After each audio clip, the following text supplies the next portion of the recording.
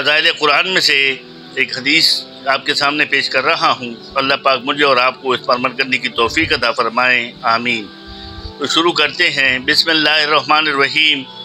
ابو ہریرہ نے حضور اقدس صلی اللہ علیہ وسلم کا یہ ارشاد نقل کیا ہے کہ کوئی قوم اللہ کے گھروں میں سے کسی گھر میں مجتمع ہو کر تلاوت کی کلام پاک اور اس کا دور نہیں کرتی مگر ان پر سکینہ نازل ہوتی ہے اور رحمت ان کو ڈانپ لیتی ہے، ملائکہ رحمت ان کو گھیرے میں لے لیتی ہے اور اختار شاء ان کا ذکر ملائکہ کی مجلس میں فرماتے ہیں۔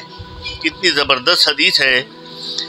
اس کی تفسیر میں لکھتے ہیں، اس حدیث شریف میں مکاتب اور مدرسوں کے خاص فضیلت کا ذکر فرمائی گئی ہے جو بہت سے انواع و اکرام کو شامل ہے۔ ان میں سے ہر اکرام ایسا ہے کہ جس کے حاصل کرنے میں اگر کوئی شخص اپنی تمام عمر خرچ کر دے تب بھی ارزاں ہیں۔ پھر جائے کا ایسے متعدد انعامات فرمائے ہیں۔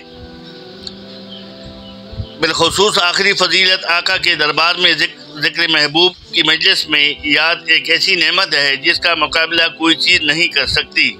سکینہ کا نازل ہونا متعدد روایات میں وارد ہوا ہے۔ اس کے مصادق میں مشائخ حدیث کے چند قول ہے، لیکن ان میں کوئی ایسا اختلاف نہیں جس سے آپس میں کچھ تعارض ہو، بلکہ سب کا مجموعہ بھی مراد ہو سکتا ہے۔ حضرت علی رضی اللہ عنہ سے سکینہ کی تفسیر یہ نقل کی گئی ہے کہ وہ ایک خاص ہوا ہے جس کا چہرہ انسان کے چہرے جیسا ہوتا ہے۔ علامہ سعودی رحمۃ اللہ علیہ سے نقل کیا گیا ہے کہ وہ جنت کے ایک تشت کا نام ہے جس پر جو سونے کا ہوتا ہے۔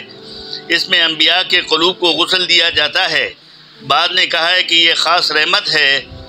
طبری رحمۃ اللہ علیہ نے اس کو پسند کیا ہے کہ اس سے سکون قلب مراد ہے۔ بعد نے کہا کہ طمانینت مراد ہے۔ بعد نے اس کی تفسیر و وقار سے کی ہے تو کسی نے ملائکہ سے، بعد نے اور بھی اقوال کیے ہیں۔ حافظ رحمۃ اللہ کی رائے فتح الباری میں یہ ہے کہ سکینہ کا اطلاق سب پر آتا ہے۔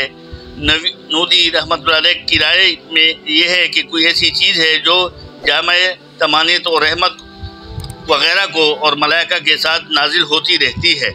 بس دوستو بزرگوں، کتنی زبردست بات ہے، کتنی زبردست قرآن پاک کی تعریف ہے، اور پھر اس سے جو سکینہ مراد ہے اس کی تفصیل آ رہی ہے۔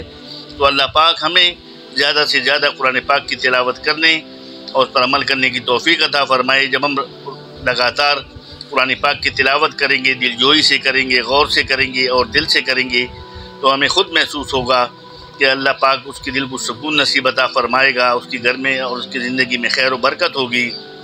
ہم نے اکثر مجالس میں دیکھا ہے کہ جہاں تلاوت ہو رہی ہوتی ہے قرآن پاک کی، اور مسجد میں خاص کر جب دیکھتے ہیں کہ بڑوں کی مجلس ہو رہی ہوتی ہے، کوئی پروگرام ہوتا ہے اور اس میں قرآن پاک کی تلاوت اور اللہ کے رسول کی بات ہو رہی ہوتی ہے، تو وہاں پر یہ سکینہ نازل ہوتا ہے، یعنی لوگ اونگنے لگتے ہیں۔ وہ اونگنے یہ نہیں کہ وہ سو جاتے ہیں، بلکہ ان پہ سکون تاج ہوتا ہے۔ آدمی تب سوتا ہے جب اس پہ سکون ہوتا ہے، وہ سکون سے سوتا ہے۔